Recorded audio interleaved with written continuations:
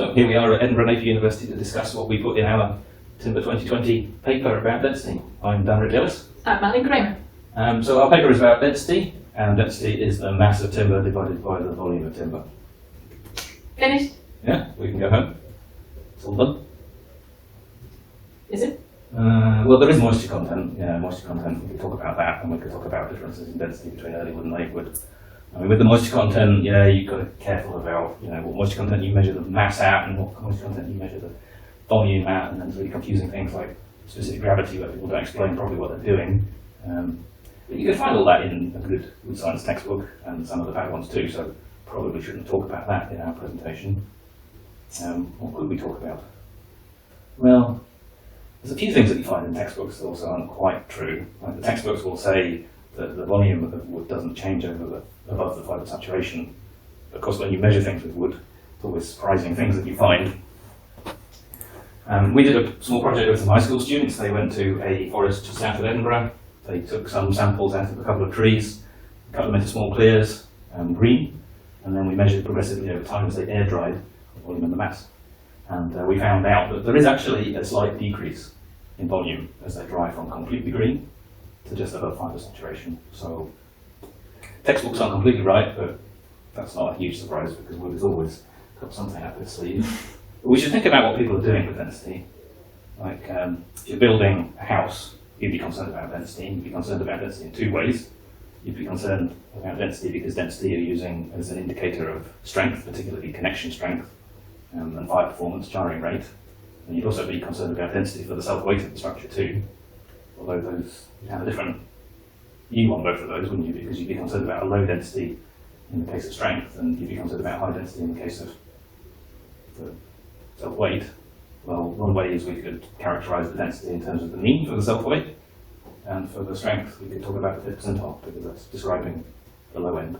So those two trees that we measured with high school students, well, there were 85 samples, and we did get density values for all of those, so we can draw a histogram. Have we got then a good description of the density of spruce? 85 samples, it's a lot of work. It's plenty, but it doesn't really look like a normal distribution. It doesn't though. Also, two trees.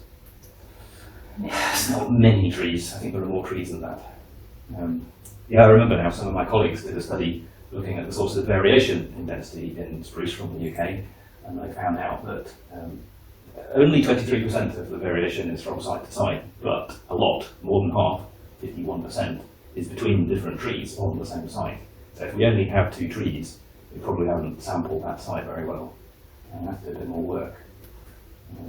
We did do a bit more work. We've been doing this for 15 years, more or less, so we have got a lot of data in the archive. We could pull that up. 4,618 density samples, taken according to the standard. Are we done? I mean, we know the stuff for spruce now. Is that everything solved? Roundabout. Yeah, although we need to think about what we're actually measuring here. So when we do the standards for structural grading, we're not actually measuring the whole board density. That's not what the standard says that you should do.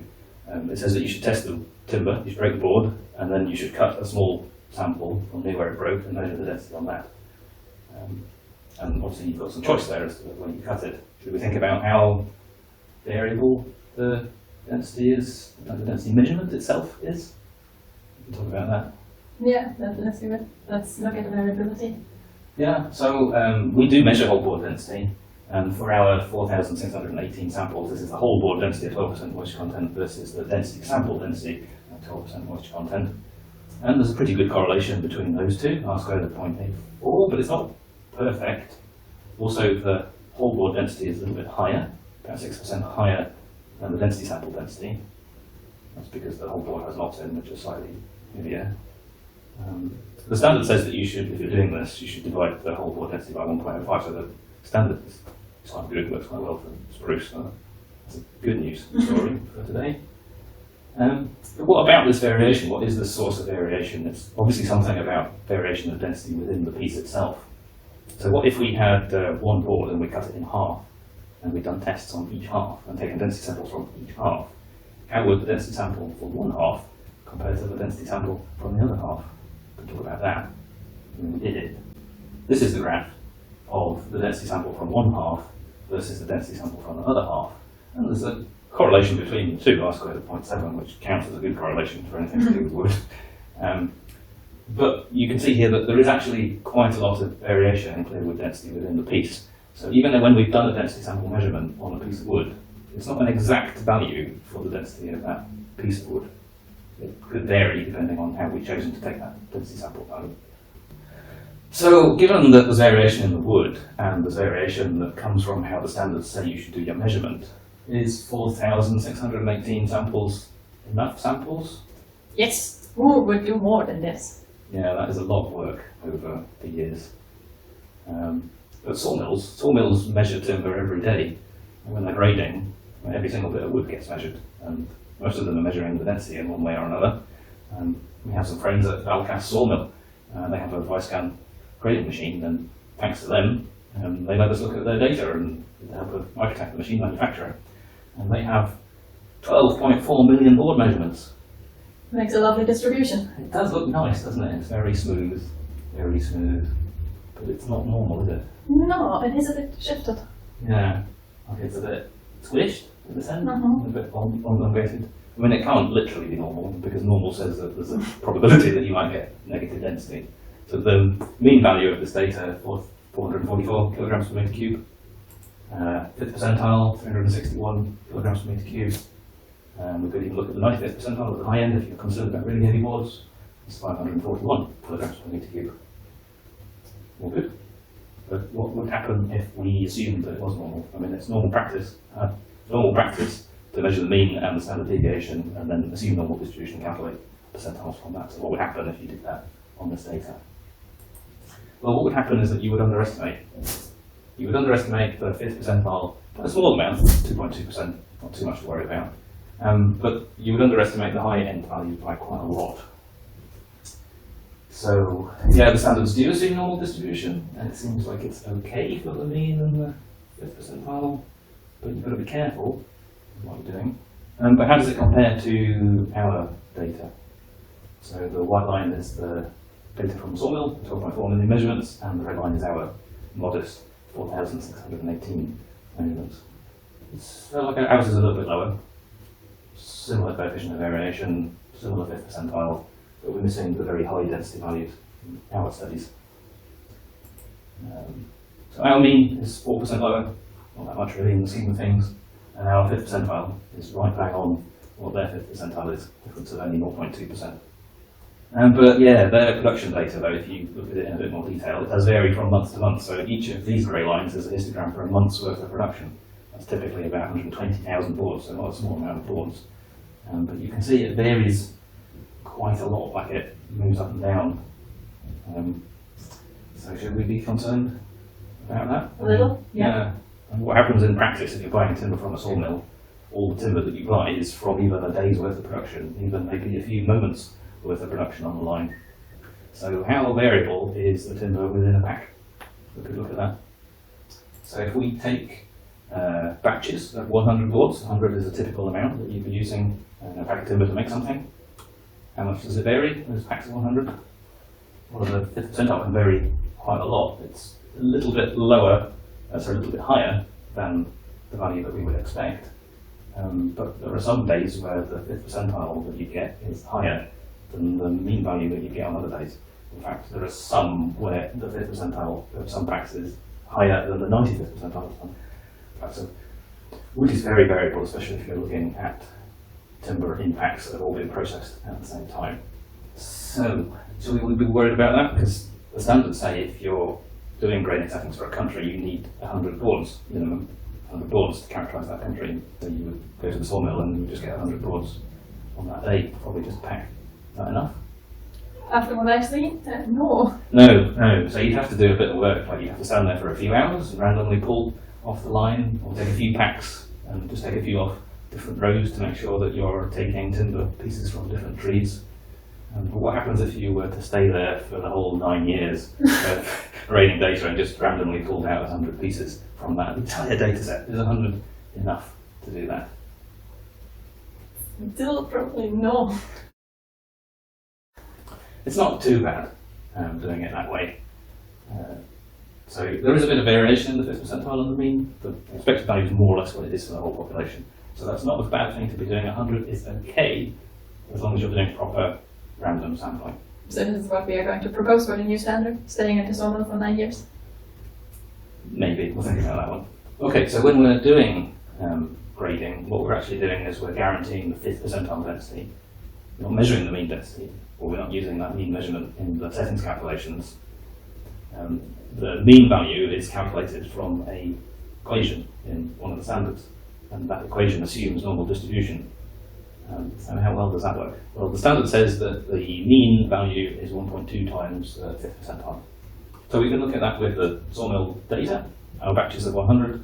We can look at the 5th percentile density versus the mean density of those batches of 100 boards. And there's a good correlation, it's good. And the ratio is 1.2. Oh. Good. Very good. Yeah. Although, if you remember, the whole board density is about 6% higher than the density sample density in its whole boards that we're looking at here. Yeah. So if we correct for this difference, this is a histogram showing the different ratios that we would get between the mean density and the 5th percentile density. The expected value of that ratio is actually 1.27 for the UK road spruce rather than 1.2. So the standard's a little bit conservative, but standards are supposed to be conservative for this kind of thing, so that's not too bad. But we do have to be careful about grades, because when you buy timber, it doesn't necessarily have the density that the grade does at strength class. Strength class is just telling you what the density is at least. The real density, well, there's no limit on how high it can be. So if you are looking at C16, for example, the standard IOM3 says that the mean density of C16 is 370, and as a designer that's probably what you would be using for your self-weight calculations, 370.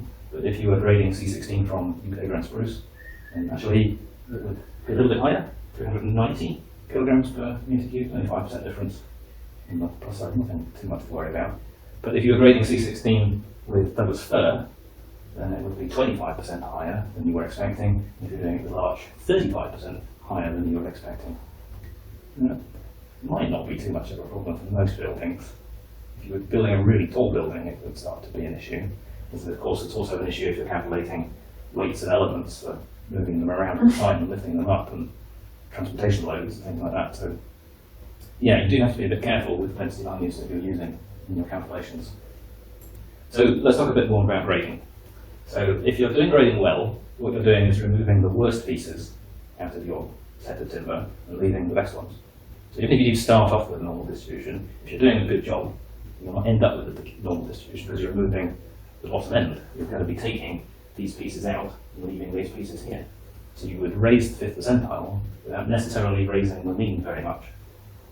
And you can grade for density very accurately because the grading machines might measure with the balance or an X-ray densimeter. So what would happen then to the ratio of the 5th percentile density to the mean density as we grade the timber? Well, this graph is a little bit complicated, but that's what it's trying to show. So if we're sorting by whole board density, we can calculate a 5th percentile and a mean for density for everything that's passing. And this is what this is showing here. So this is the 5th percentile of everything passing the grading, and this is the mean of everything passing the grading. And this line is representing the grading process as we move from 100% yield to 0% yield. So we're progressively removing the least dense pieces by our grading process. By doing so, we increase the 5th percentile, but we don't increase the mean by quite so much. So we start off here with our mean being more than 1.2 times the 5th percentile. We end up with our mean lower than 1.2 times the 5th percentile. And as we progressively grade it, it gets even worse. So that's something that we could talk about, although we don't really have an answer as what you should do about that. That's just a thing to do with the standards. Yeah. So, how should we summarise? It seems we're doing a lot correctly, more or less accidentally. Yeah, some things we don't correct accidentally, some things we do wrong because we make assumptions about density, or we think that it's easy. When density is easy to measure, it's easy to get a value. It's quite hard to get a good value and to know what we're doing with it. Should we write that up? Let's do it. Let's go. Okay, see you at the conference. Yeah. We can always say wood is very variable. Well, I say that a lot. we should be a bit more scientific about it maybe in the paper.